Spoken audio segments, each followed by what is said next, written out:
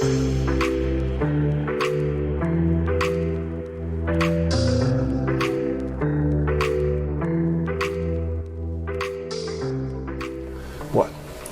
Welcome to Faith, Family, and Business. This is your boy Adrien, and I'm sitting here with my beautiful wife, Tania.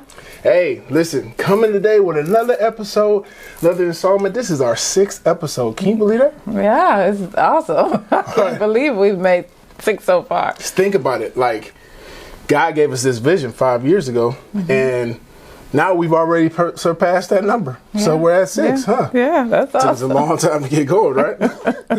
But nonetheless, we're here now, right? No matter how long it takes to get something started, if God gives you that vision, make it happen. That's it. Be patient, be patient, be patient, be patient. So how's your week going so far? It's going awesome. Yeah? Yep. Busy, as usual, but we're making it work. It seems like we're always busy. It's the same thing. You know, one day we're going to come on here and be like, we've been chilling, relaxing, able to kick our feet up, going to sleep, all that good stuff, right? Well, you can tell the times is changing because the days are going so fast. That's true. It seemed like we just started the weekend. That's true. It's Thursday already. So you know what? When you think about it, like in a year, there's certain markers, right? So once you get past July 4th, the rest of the year flies. And then once you get past Christmas, it's like, boom, everything hits. Next thing you know, you're into Valentine's Day, and then we got Easter, and then, Memorial Day, spring, all that good stuff. So, and you're wondering, all these things that I said I was going to do by this a certain time, this amount of time, it hasn't, some of it may not have been accomplished. Very true. And so now you're rethinking certain things and how you're going to make those things happen. That's true. I mean, hey. This is around the time that happens. So, some people have New Year's resolutions. Others have resolutions every day, every week. Or we're going to start over. 5 seconds.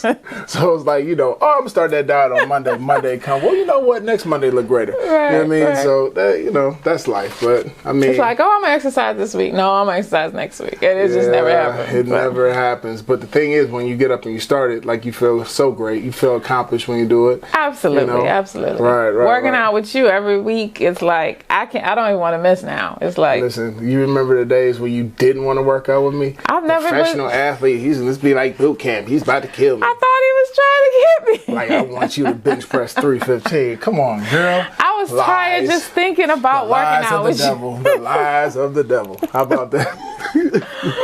Now I look forward to working out. So thank God for that. I dig. So, what are we talking about today? Today we're talking about family first, balancing family, spiritual life, and career. But before we get into that, listen, we need you guys, if you like this channel, if you like what we do, we need you guys to like and subscribe. Subscribe if you have already. We appreciate you.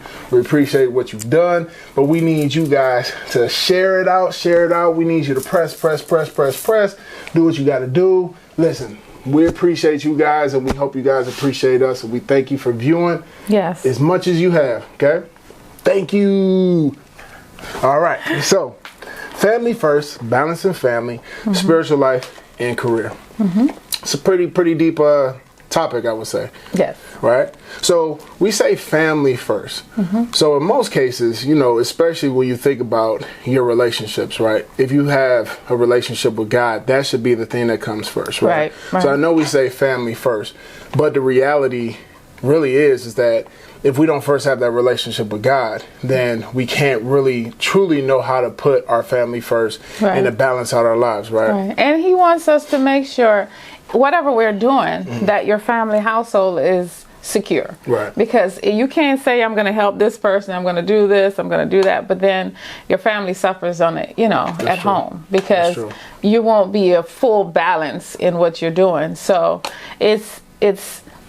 God will want us to make sure that you're spending time with your spouse, you're spending time with your family, even if you don't have a spouse, that your children are secure, your relationships with your family is secure, and all those things. It does matter. It matters to God. And I think a part of that is learning how to separate, right? Yeah. So when you have things at work, or even things at church sometimes, learning how to not bring those things home. Right? Sometimes we can get so bogged down with what we need to take care of, right? And even honestly, like even some things in the house, whether it's bills or whether it's things that you're trying to accomplish, is learning how to be able to separate those things and understand it's a fine line, but also create non-negotiables to then be able to say, okay, our home is our safe haven regardless of anything, and our family is about creating memories. It's about raising our kids the way God wants us to, and it's about us being, you know, as productive as we possibly could be as a family, right? And you're absolutely right. If you don't take that time to, you know, pour into your kids, spend time with them, show them that everything, even though we may be busy with work or church or whatever, that we take the time to play with them, read the word with them, all those things. But let's be real. Let's be real. All that stuff sounds awesome. But when you're tired and you come home, a lot of times you don't feel like doing that, right? You don't. Like our dynamic, you know, I'm the one that'll get on the floor, play with the kids, you know, chase around. Aiden Park can't get me, you know, and play with our older kids and all that good stuff. And you're more the one that will sit down at the table and do homework and, you know, and so on and so forth. So it's that balance is important, because I don't believe that there should be just one job for anybody. No, right? I think it's a community sort of ordeal. And the thing is, everybody's not good with everything. Right. You know, if you're good at certain things, then work in that arena. If I'm good at one, as long as everything is being done. God doesn't give one person everything. It's coming together and working it where you do a certain part, I do a certain part. But the point is doing your part. Yeah, everybody has to do their part. That's true. But I mean, even still though, it's always good to still be able to back up your partner, right? It's always good to be able to, you know, like in our house, you know, if you wash, I'll fold, right? And sometimes I might take a long time folding, so you start folding. Apologies, but nonetheless, you know, I try to do my job. Well, you do your own part. He cooks more than I do. He's a better cook to me than I am, but you know. I think we are equally compatible, and we're equally, what's the word I'm looking for? We are equally able to well, cook. The thing is, we both can cook well, but that's not my thing. I don't love to cook. I cook because we have to eat, right? The humility. We both can cook well, but that's not my thing. That's not my thing. I get it. But you love to grocery shop. You love to cook. I mean, and you're an excellent cook, but we both have our part. I appreciate it. I'll wash and bleach everything down. That's very true. That's very true. Sometimes you bleach us down. Which, I mean, I'm sure it's necessary. Having boys and so on and so forth. Yeah, I'm sure it's necessary. But it's the point of working together, right? But so let me ask you this, right? So we're talking about, you know, family first and, you know, balancing your life completely, right? So when we're single, okay, there's certain things that we feel that we have to be dependent on ourselves. So in essence, being independent, right? When we got married, and even in our relationship with Christ, we have the mindset that we have to be there for others and help others to come to know Christ. Right. But ultimately, you know, there's a certain point that you feel like you need to be with Christ, right? And all of that changes when you get married, right? All of that, whether it's your relationship with God, and it doesn't change to the point where it's non-existent or anything crazy like that. Right. It's just the whole dynamics of it change, right? Because you don't have the time that you once had to be able to seek him like you want to be able to spend with him like you want to. Now you're not just going to him on your behalf. Now you're going to him on the behalf of your family. Like, speak on that. Like, how has that adjustment been for you to be able to balance all of that and make sure that you still get your time that you need to have with God? Right. Well, first of all, before I was married, you know, I was able to get up at 5 and spend this long job. Well, I don't really have, not saying I'm not giving God his time, but I do it in a different manner. As life changes, things may change how you approach things. Right. But I do spend time with the Lord. I do read my word. But the long times that I had cut out, you know, that was, you know, that I could do that. Now I may get up and pray, but it may not be as long. But to me, praying during the day and, you know, asking the Lord for wisdom and seeking him when I, you know, maybe when I get to work after I drop the kids off, the dynamic has changed, but the intimacy hasn't.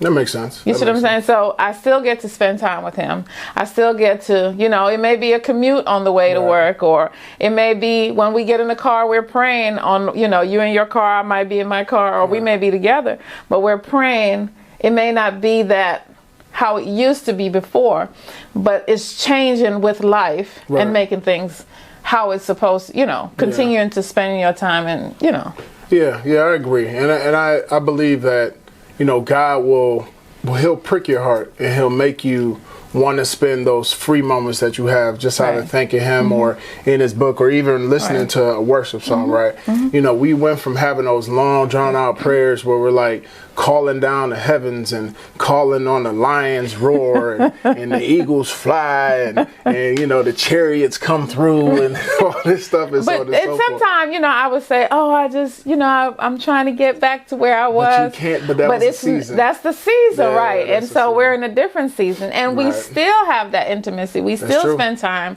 seeking the Lord and praying and things like that. But he may give you a download, even just you just saying, thank you, Lord, or whatever. He may just pour something inside of you. So there's no one way to be before the Lord. As long as you have that intimacy with him and you're spending time with him and you make him a priority in your life. And I think our relationship with God, just like our relationship with our family, is ever evolving. You know what I mean? It should never stay the same, because anytime something stays the same, it becomes stale. And then not to mention, God is an ever forming God. Like He's omnipotent, right? Yes. So with him being omnipotent, that means like there's so much to him that if we stay in this one position, he's like, yo, I'm over here, like you still there. Yes, and has he mature you and move you into different areas. As long as you're reading his word, he's giving you revelation. I would probably get up before and read in the morning before I start my day. Now, I may drop off the kids when I get to work. I have 30 to 40 minutes. I read my word. I may pray, or we pray in the morning, then I pray by myself. Even though you're married and you pray together, you still sometimes need that time by yourself when you take the time to spend time with the Lord. Right. So I know we've been talking a lot about God and our relationship with God. Now our title is Family First, right? And obviously that's with the asterisk, because we know God comes first in everything, right? No matter what. So when we think about our family, right, our family's at the point now where it's more about memories, right? It's less about the steady, what's the word I'm looking for? The steady mundane tasks of the day, where it's just a constant, right? And we're trying to create a different atmosphere where we can create memories for our children, for ourselves, on things that we can look back on. And to be honest with you, like, the way society is now, society's filled with so much like get, have, that to be able to change that narrative and to continue to create the narrative that we've started in our home and evolve it over time. I think it's important, like, because we've said it before, one thing you can never get back is time. Time continues to go. Like, this is the only time right now that we'll ever have this moment right now. And children are sponges. So if we don't give them the time that they need, they're going to look for it in other places. That's true. And so do we want to raise our children, or do we want the internet to raise them, or social media? But they do though when we work too hard, right? True. So because think about it, a lot of times that we work and so we say to ourselves, oh, we have to do this, we have to do this to pay these bills and to do this and to do that. When we sit back and think about it, a lot of things that we may have in our lives are luxuries that if we just put those things aside, and cut them off. And those are some of the things that we're doing now, is we're choosing to say, do we need to do that? Do we need that? Even when we go on our dates, we're saying we're going to have to, do some other things. It doesn't always have to cost a lot to go on a date. We enjoy each other just sitting in the car if we're by ourselves or whatever. And so we're trying to find new ways and new avenues to spend time together, cut down on some costs, to make sure everything that we're doing that needs to be done is being done, and still being able to spend the time. Because the more you spend, the more you need to work, right? But if you spend less, you're not required to say, I have to do this, and it's taken away from our family. But I think, I think when you set up that non-negotiable, so when you set up just your tier of things of what's important, what's not important, and you set those things as non-negotiables, everything else will fall into play, right? So as family time, like we should have time for worship. We should have time for playing. We should have time. Like we eat together every single night, right? Anytime we're at home, we eat together. We should have, you know, movie time and game night and all these different things, and even activities, take our kids on a date maybe once a month or twice a month, because those are the things that, again, when you set those things in play, that extra spending. I won't say it doesn't happen, but I'll say that you're going to be a little more mindful to say, okay, do I really need that versus... And it's planning out. When we plan, I believe that when we plan better, we save more. Yeah, that's true. We think about where we're going, what we're going to do when we get there. All those things make our spending, you know, the load lighter. But when you just spirit of moment, oh, we got to do this, oh, we got to do that, I think we just spend too much. You know, you can over it. But it's all about planning and, again, doing the things that we need to do. But as we said, that balancing family, our spiritual life, and even our career, it falls in that order.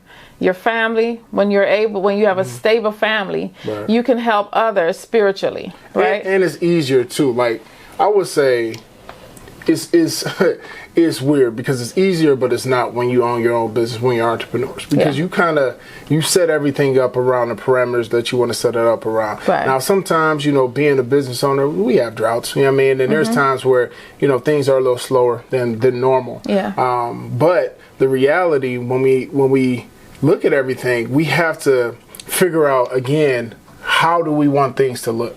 Because, you know, right now, people want so much right now. Gimme. Like, if you're continuing to just buy, you're continuing to just spend, in time of need, you won't have. Right? And then, not to mention, nothing matters anymore because you've accumulated so much. You know what I mean? And it's like you're working to pay bills. That's it. That you're creating. Right. Whereas if you take the time to really, do I really need this? Think it through, talk it through with your spouse, and say, a long time ago when I used to go shopping, I would say I'm going to write a check, because when you take the actual time to write that check out, you'd be like, do I really need that? I don't really. It takes too long. But if you swipe your card, or it is funny because you have new tactics now. Like you'll go up to the cash register with like 20 things, and then by the time we check out, we down to 4. Oh, we don't really need that. We don't need that. So I guess the longer she brings up, you're like, how much is that? Oh, no, take that. Oh, no, wait. I didn't know that was what that cost. That's it. $5.99, $18. Take that. Oh, I don't really want that. That means we didn't need it in the first place. That's exactly what that means. But again, it's separating those wants from those needs. Yes. Right? God said He'll supply all of our needs, not all of our wants. No. I mean, and but again, though, I think it's like a formula. Like there's a formula to this thing. There's an equation to this thing. Yes. That if you're trying to reach a certain level, no matter what it is, if you're trying, no, I won't say no matter what it is. If you're trying to reach a level of peace and a level of prosperity through God, through Christ, I think that there's an equation to this thing where it has to make sense, because if you're pleasing God in what you're doing, I can only imagine whether it's spending time with your family, whether it's spending time with Him, whether it's spending, let's switch that, whether it's spending time with Him, spending time with your family, or even working in your career, He's gonna make our load light, right? Because He says his yoke is light, His yoke is easy, right? So I would imagine that if we are doing things just like He has the prayer that He gave the disciples, like there's a certain order to it, and in that order, that equation, I would imagine it unlocks heaven and whatever blessings that the Lord has for us to come down. You know what I mean? And I just think that it's the same thing in life. It has to be. But listen to this: 1 Timothy 3:4 and 5. And this is in the Word. It says, he must manage his own household well, keeping his children under control with all dignity, keeping them respectful and well behaved. For if a man does not know how to manage his own household, how will he take care of the church of God? So now you're adding a completely different wrinkle into this, because now we're talking about our pastoral roles, right? And that could be very hard, right? Especially when you have souls that you have to overwatch as far as the congregation, but you also have your family as well.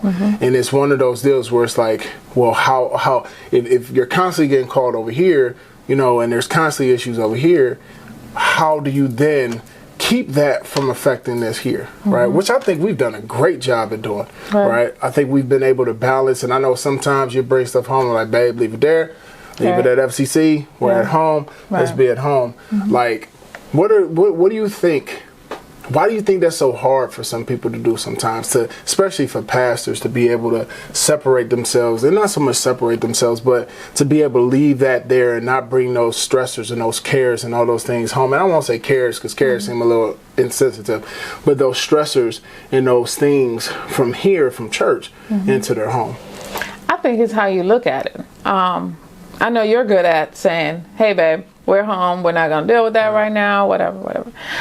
The thing is not that you don't care, it's the fact that we're in the present moment, we're with our family, we're trying to spend time with each other. We want the boys to feel like they are important, that they do matter.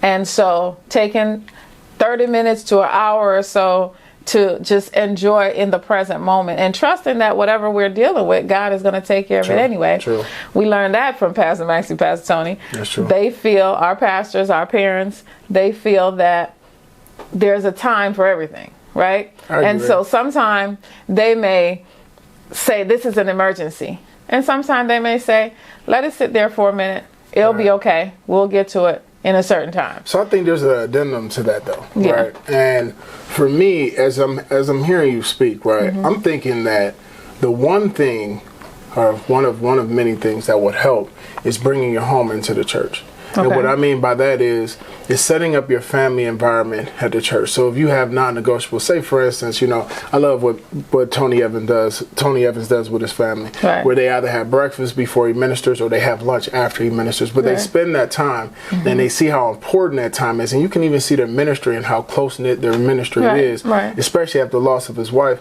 But you see how close they are and how they were able to bring their home environment into the church, right? Because at the end of the day, it really shouldn't be any difference. It shouldn't be, we shouldn't act this way at home. And then we get to church, we're just so busy that we can't even, have that at church, because we never know who's looking at our dynamic.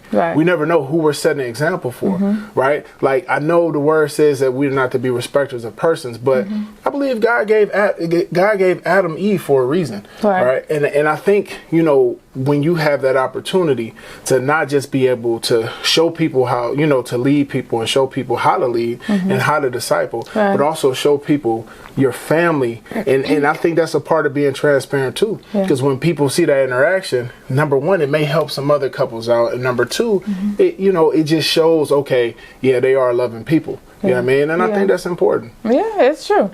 Being able to balance both and letting not even the people, your children know that they are important and they do matter. And even though we're doing work in the church or wherever we're doing work, that they're still important. We try to take our the boys, the younger ones, wherever we go as much as we can, just so even though we're busy, we're still spending time with them. And sometimes they can't go everywhere we go.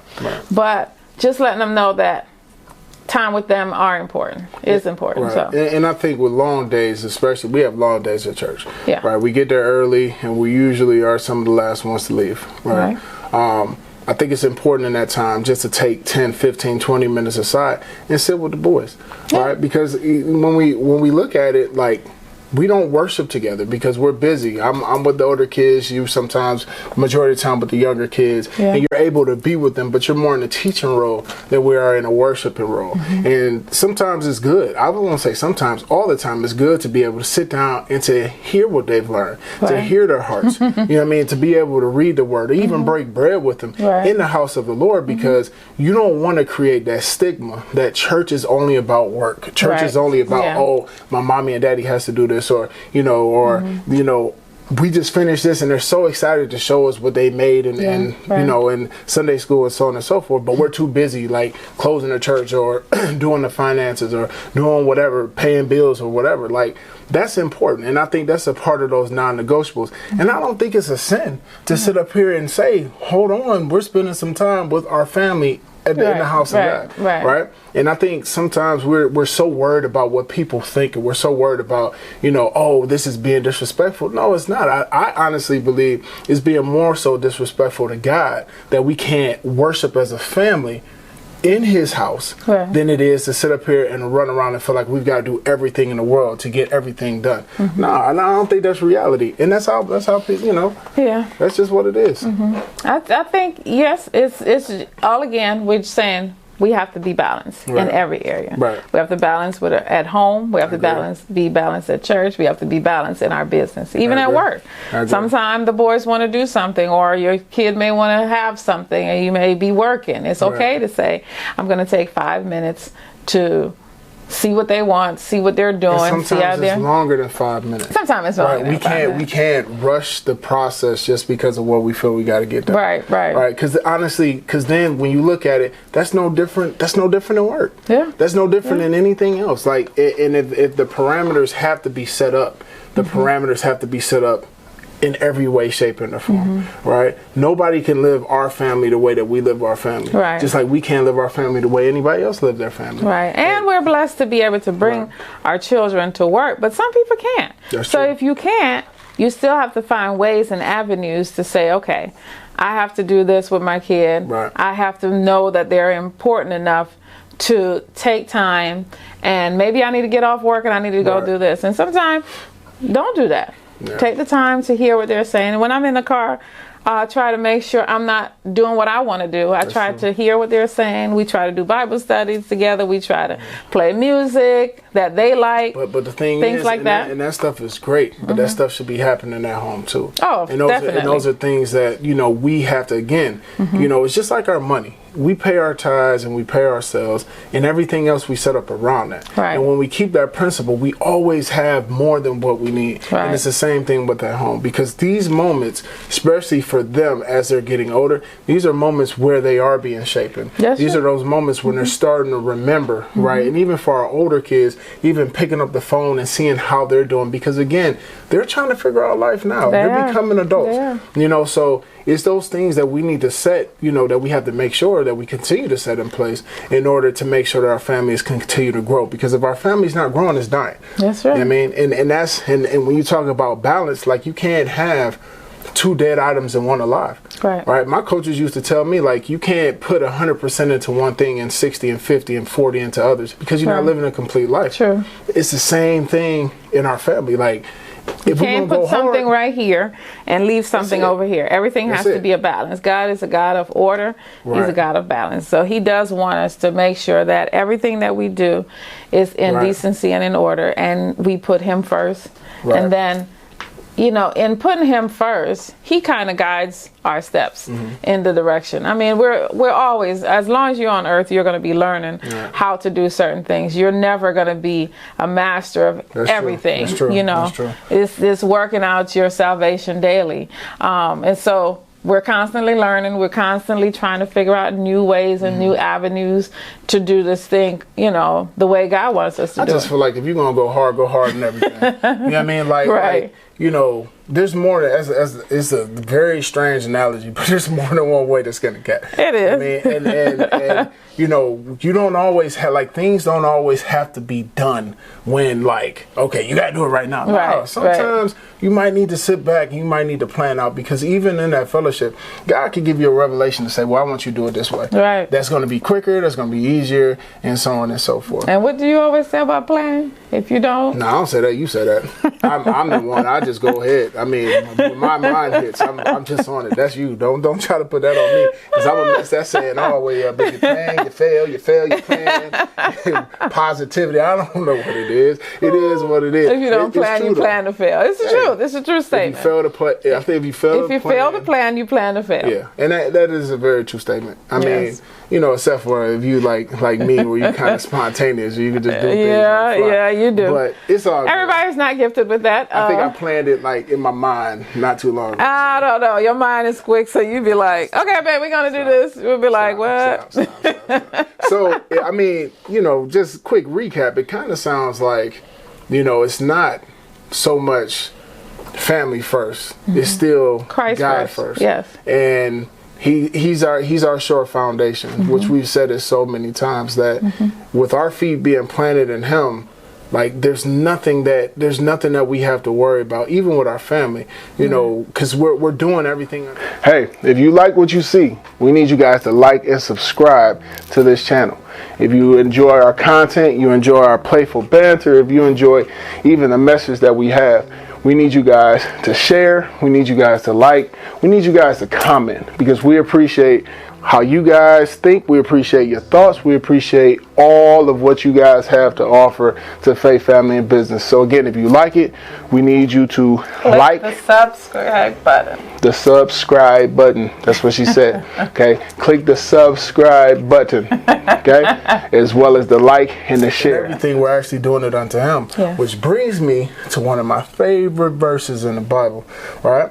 And this comes out of Colossians 3:17, where it says, "And whatever you do in word or deed, do all in the name of the Lord Jesus, giving thanks to God the Father through Him." Yes. Right? And that's very important because, again, if everything that we do, we're doing it unto God, we're going to be mindful of what we do. That's right. And like you said, just like how you write that check out, you're like, I don't need this. There's going to be certain situations where you sit back. And again, we're going to have responsibilities at church, right? And there's going to be things that the man and woman of God ask us to do, and so on and so forth. And it's in our church, we say we're honored to assist, and we're going to get those things done. So by no means am I saying, negate anything that's being asked of you. Yeah. But what I am saying is, if God has blessed us to be youth pastors, and there's a lot of youth who are looking for that opportunity, right? Or they're looking for what that looks like. They're looking for how is this and how is that? And sometimes,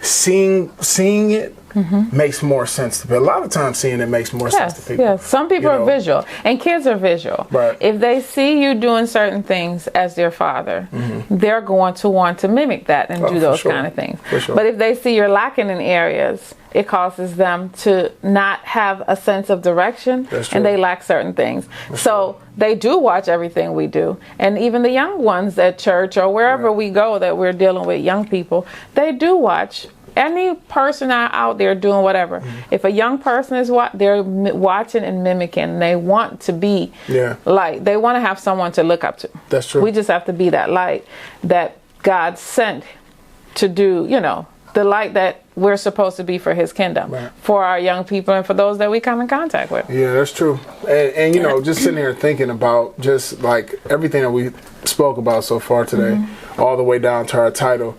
Our path looks like all three of them are going to be in one, right? Now, I'm sure we're still going to have a career, things that we have to do. I mean, kind of just like how our lives are set up now, right?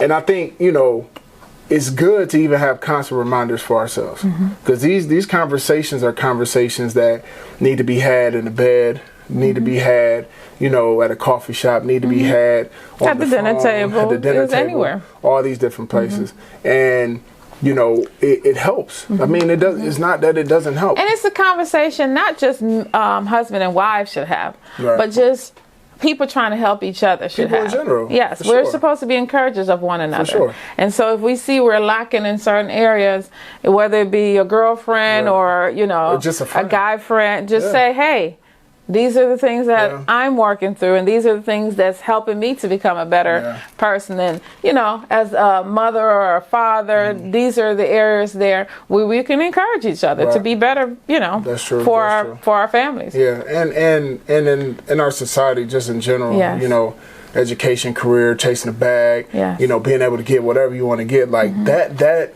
unfortunately has become the pinnacle of life. Yes. But but they're unfulfilling. Once it's done, like there's so many voids in your life. It's material items that don't do anything for you. Right. It doesn't do anything for your family. It doesn't encourage your children. It kills your health. It kills your health. It kills your mindset. It makes you depressed, both mentally and physically. And it takes more. It draws more out of you than it does actually fulfill you. Yes. And you can say you have these things, but when you sit back and think about it, I like how Solomon said in Ecclesiastes, like the beggar and the rich man have the same fate. Yeah. Regardless of whatever it is. And to me, that just says that time is of the essence. And we have to make sure that we're managing our time and we're doing what we need to do. Because ultimately, it comes down to relationships. It comes down to our relationship with Christ. It comes down to a relationship with our loved ones. Yes. And it comes down to even our relationship with managing everything else in our career, because ultimately God gave us that. Yeah. So when he said he'll never give us too much than we can bear, but a lot of times we give ourselves more than we need to bear. Yes. And he gives and he'll take away. Oh, of course. So we have to be mindful of what we do with what God has given us to govern. Yeah. If we're not faithful to those things, then he may say, hey, I'm going to take that and give it to someone else. So we have to be constantly in a place where we're trying to do the things that we're supposed to be to help those around us. Right. Girl, you so smart. Looking at them soup coolers, girl. Man, you lucky we on camera right now. No, I'm just playing. I'm just playing. Well, listen, man, this was a great conversation. I think it was an awesome conversation. Awesome conversation. I think we, with these topics, there's so much more than just a half an hour or, 35 minutes. Like, it's a lot. But I thank God that, he uses us, because it's not us speaking, right? We ask him for his insight, for him to download, and for him to speak through us, that we can be as much of a help to anybody who's viewing, to ourselves, and to be able to just live the life that we're supposed to live. So I enjoy these opportunities. I enjoy them too, I do. Mr. Clark. It's fun, like, you know what I'm saying? I just, and you've gotten so good at this thing too, girl. You didn't even look at the camera one time. You normally be like, and another thing. And Jesus saves. And don't you understand? Whatever. Just play. Anyway. Hey, listen, we appreciate you guys for tuning in again to Faith, Family, and Business. Yes. We love you guys. Next week's episode is going to be pretty good too. I don't have the title offhand, but thank you for watching. We appreciate you. We appreciate you. Like my wife just said, and I just repeated her, which is all good. But we love you. Faith, Family, and Business.